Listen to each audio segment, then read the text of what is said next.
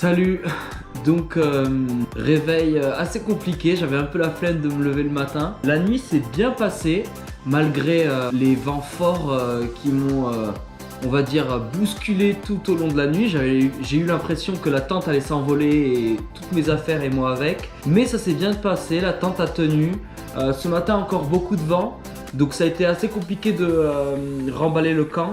Mais bon, c'est fait. Là je me suis abrité dans un petit shelter, c'est une petite cabane pour s'abriter des intempéries. Il n'y a pas une tempête dehors, mais je préfère m'abriter à l'intérieur pour pouvoir parler. Aujourd'hui sera une journée, je pense, assez compliquée dans le sens où le trek commence directement avec une grosse montée pour atteindre le point culminant. Je commence à avoir faim, je vais manger ma première carotte de la journée ainsi que ma pomme. C'est vrai que hier soir je me suis endormi avec le ventre un peu vide, mais au niveau de l'énergie, ça va, malgré quelques courbatures. C'est parti, jour numéro 2.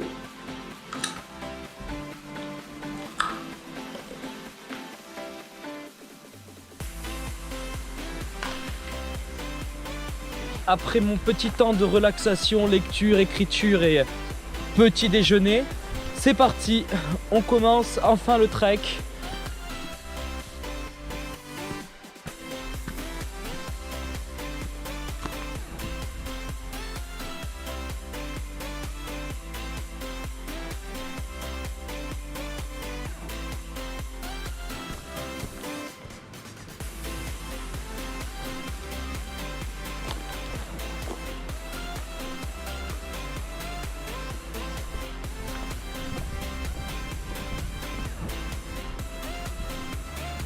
Je peux vous dire que là la pente du début elle est en train de me tuer et je pense même pas avoir atteint la moitié.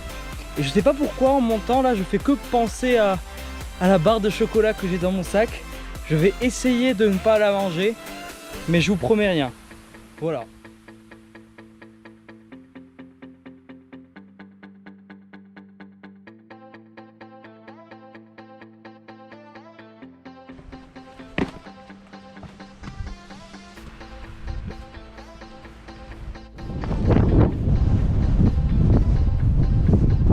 C'est là-haut, on se dirige vers là-haut, il y a beaucoup de vent, mais c'est magnifique.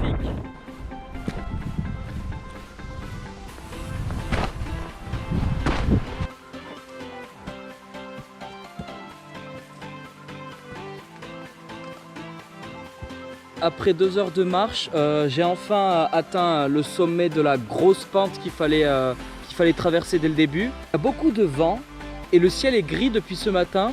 Mais c'est pas grave, je vais pas me plaindre parce qu'il pleut pas. J'ai une petite confidence à vous faire. J'ai pensé à ce bout de chocolat durant toute la montée. Je pense que je vais le manger. Alors oui, je sais ce que j'ai dit dès le début, que je vais essayer de résister, etc. Mais j'y ai pensé tout le long et je pense que l'avoir dans mon sac, ça me fait plus de mal qu'autre chose. Donc ce que je vais faire, c'est que je vais le manger. Comme ça, j'y penserai plus quoi. Et puis je pourrai tranquillement continuer jusqu'au bout. Voilà.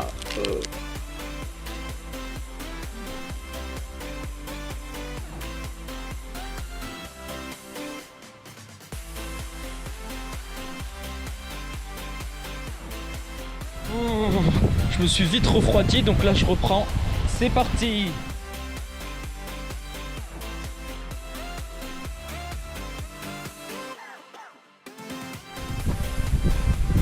Mon petit nez me dit qu'on arrive au premier point de ravitaillement. Ça tombe bien, j'avais presque plus d'eau.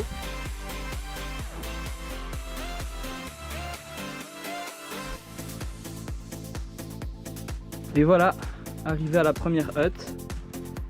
Il y a quand même une vue de fou depuis la hutte. Une vue pas dégueulasse.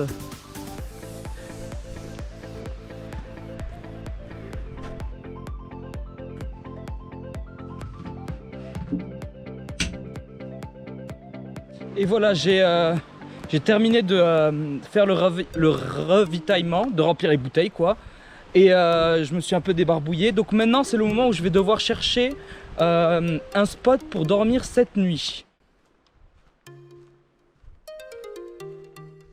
Alors certains d'entre vous qui n'ont pas forcément fait de randonnée ou connaissent comment fonctionne le système ici en Nouvelle-Zélande pourront peut-être se demander pourquoi je vais pas autour de la hutte de tout à l'heure. Parce qu'en fait, si vous voulez, je suis actuellement en train de faire du camping sauvage. Donc c'est-à-dire que je ne paye pas pour dormir dans les cabanes qui sont proposées, ni dans les campings que je pourrais trouver en chemin. Ce qui veut dire que si on me prend en fait à dormir gratuitement quelque part, je risque 200 $ d'amende. Il faut que je trouve un spot qui soit à l'abri des regards, dans le sens où un ranger ne peut pas me voir. C'est pour ça que à chaque fois le fait de chercher un spot pour la nuit est toujours intéressant. Ça ajoute un peu de piment et puis voilà. Donc c'est parti. Ouais, c'est pas là que je vais dormir par exemple. Ça va tout en bas quoi. Bon, espérant qu'on trouve quelque chose pour ce soir.